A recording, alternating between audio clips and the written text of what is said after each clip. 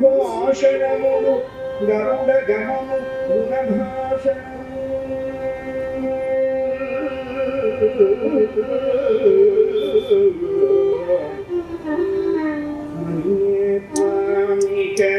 మాధవ దైవో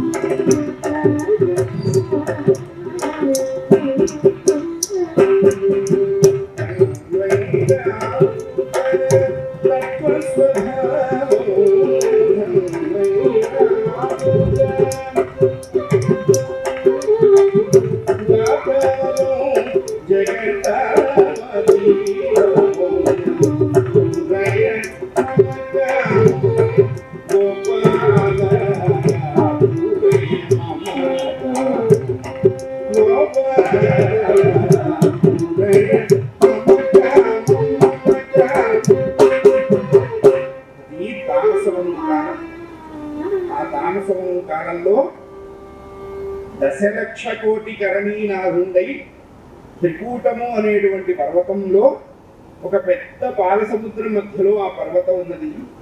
ఆ పర్వతం చుట్టూ అరణ్యములు, కుట్మములు, గుల్మములు, బ్రహ్మాండమైనటువంటి వృక్షములతో నదీ నదములు మహా అద్భుతంగా ప్రకాశిస్తున్నది ఆ అరణ్యం. ఆ అరణ్యం పరమాత్మ యొక్క దివ్య ప్రశాంత కరుణా కిరణానికి నిదర్శనంగా ప్రకాశిస్తూ ఉన్నది. ఆ అరణ్యంలో 10 లక్షల కోట్ల ఆడ ఏనుగులకి ఒక్కడే ముగుడైన గజరాజున్నాడు అన్నారు. ఏమండి, it possible? Yes, it is possible. ఎట్లా? వాడొక్కడే కాదు, మనమందరము గజరాజులమే. ఇక్కడ గజము అంటే అర్థం ఏమిటి అన్నారు? జీవుడే ఏనుగ.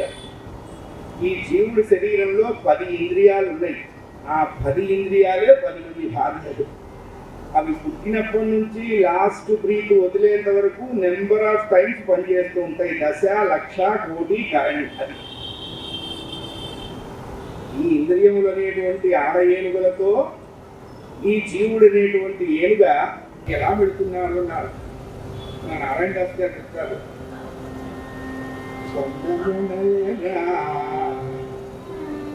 కొండ బిడ్డలేదా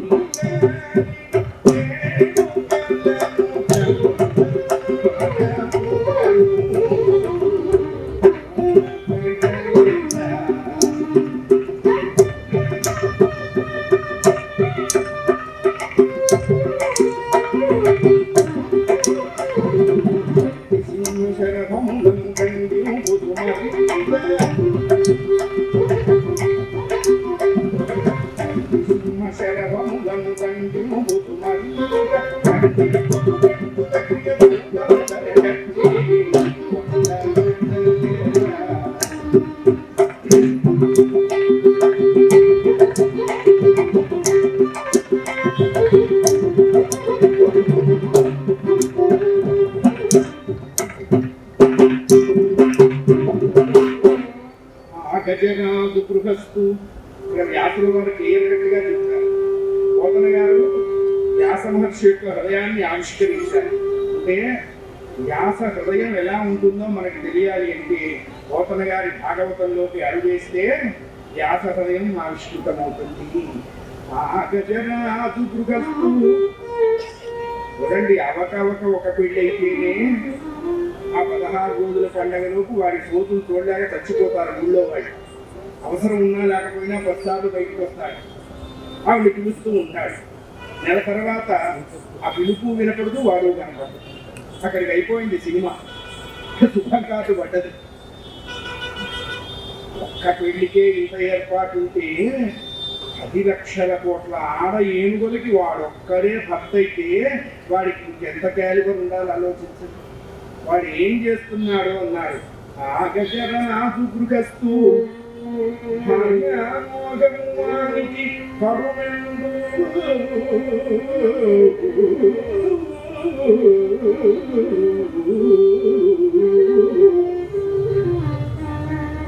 భార్యలైన వ్యామోహం వారికి బాగా ఉన్నది. ఎంత వ్యామోహం ఉన్నది అన్నాడు. ఒకచో భాగ్యలాడించుతూ, ఒకచో భాగ్యల క్రీడించుతూ, ఒకచో ఇల్లాల నోటికి లేలేత పచ్చి చిగుళ్ళం తీర్చుతూ ఈ సమూహం అంతా పూలోని వారి వెనక నడుస్తున్నది. కొండాలు ఊరుతున్నాయి, ఒకదాని శరీరం ఒకటికి రాసుకుంటున్నాయి, గుర్రగలిగితే గోక్కుంటున్నాయి. ఈ గజరాజు బృందం ఒకళ్ళ శరీరం ఒకళ్ళకి రాసుకొని నడుస్తూ ఉంటే వీటి శరీర రాపిడికి కలిగినటువంటి దుమ్ము సూర్య భగవాను కప్పేసింది. అంతవరకు వెళ్ళిపోతుంది. వీటి హింకారానికి పెద్ద పెద్ద జంతువులన్నీ పలాయన మంత్రం చిత్తగించాయి. పెద్దవాళ్ళే తలుపులు వేసుకుంటే చిన్నవాళ్ళ సంగతి చెప్పుకోవాలా? ఎక్కడి ఒక్కడ వీటి చూపుకి అందకుండా నిష్క్రమిస్తూ ఉన్నాయి. భార్యలను చూస్తున్నాడు, మహదానందపడుతున్నాడు, గట్టిగా కింకరిస్తున్నాడు. దగ్గరగా ఉన్న భార్యలకు లేలేక చెడుకు గడలు విరిచి తినిపిస్తున్నాడు. అవి తింటూ ఉంటే వీడు నోట్లోంచి తొందరగా అరుస్తూ ఉన్నాడు. ఆ ఇల్లాళ్ళ శరీరంలోంచి వచ్చేటువంటి మదధారల ధాటికి గండుతున్నదో తిరుగుతూ ఉంటే చేపల వంటి చెవులతో ఇల్లాళ్ళకి గండుతున్నదల భాష కలగకుండా విసురుతూ ఉన్నట్ట. అవి కూడా మురిసిపోతున్నాయి. మా వారికి నేనంటేనే ప్రేమ కాదు, నేను కూడా, మీరిద్దరూ కాదు నేను. వీళ్ళు పోట్లాడుకుంటూ ప్రేమ కోసం ఆస్వాదిస్తూ ఉంటే వాళ్ళ మహదానందపడుతున్నాడు. వెనకగా ఉన్న మిగతా కరణీ సమూహాన్ని కొండంతో పిలుస్తున్నాడు. తొందరగా రండి, ముందుకు రండి, వస్తే మీకు కూడా ఈ బంగారు అవకాశం ఉంటుంది, లేకపోతే కోల్పోతారు. ఇలా అరణ్యాన్నంతా కకావికలం చేస్తున్నారు. వీళ్ళ ధాటికి, వీళ్ళ ప్రయాణానికి, వీళ్ళ అడుగులకి ఎదురు లేకుండా చెప్తామే మడిన తిప్పం మాట తప్ప ఉన్నట్లుగా ప్రయాణం చేశాయి. అవిశ్రాంత ప్రయాణం చేశాయి. ఎంతవరకు ప్రయాణం చేశాయి అంటే శరీరము దస్యేంత వరకు ప్రయాణం చేశాయి. శరీరానికి తాపం కలిగింది, ఎండ మిక్కుతంగా ఉంది, అరణ్యంలో గాలి లేదు, గాలి చొరబడటానికి కూడా ఈ అవకాశం లేకుండా వీళ్ళ శరీరాలు ఉన్నాయి. అలా ప్రయాణం చేసి కరణీ సమూహం దారి తప్పారండి. దారి తప్పాము అంటే ప్రమాదంలో పడ్డట్టే అన్నారు పెద్దలు. ఈ దారి తప్పటం ఎందుకు అవుతుంది అన్నారు? అజ్ఞానం వల్ల అవుతుంది అన్నారు. అందుకే వెనకాల మన పెద్దలు మనల్ని తిట్టుగా తిట్టేవారు, ఓరి నీ దుంపదగా అని. అంటే మనం ఏదో తిట్టు అనుకునేవాళ్ళం, తిట్టుగా. జీవుడి జన్మకు కారణం ఏమిటి అన్నారు? ఒకటి అజ్ఞానము, రెండవది పాపము. అజ్ఞానం వల్ల పాపం చేస్తాం, పాపం వల్ల అజ్ఞానం కలుగుతుంది. ఈ రెండు దుంపలు తెగిపోవాలరా అంటే ఇక మళ్ళా దుంపలు పుట్టే అవకాశం లేకుండా నీకు మోక్షం కలగాలి అని తిట్టేవాడు. వాళ్ళ ఇంట్లో ఊరి దుంపదగా అంటే అది అంత అజ్ఞానం చేతనే జీవులు పాపాన్ని ఆశ్రయిస్తారు. విషయ వాసన లౌల్యం జీవులని తొందరగా ఆకట్టుకుంటుంది. అందుకే శరీరానికి వ్యాధి తొందరగా వస్తుంది, ఆరోగ్యం అవశ్యంగా వస్తుంది. అజ్ఞానం వ్యాపించినంత వేగంగా జ్ఞానం వ్యాప్తి కలగదు. జ్ఞానం కలగటానికి కొన్ని లక్షల కోట్ల జన్మలు చచ్చిపోవాలి. అజ్ఞానానికి ఏం పెద్ద ఖర్చు లేదు, తుగోలో తీసుకెళ్ళినట్టుగా తీసుకెళ్ళాలి.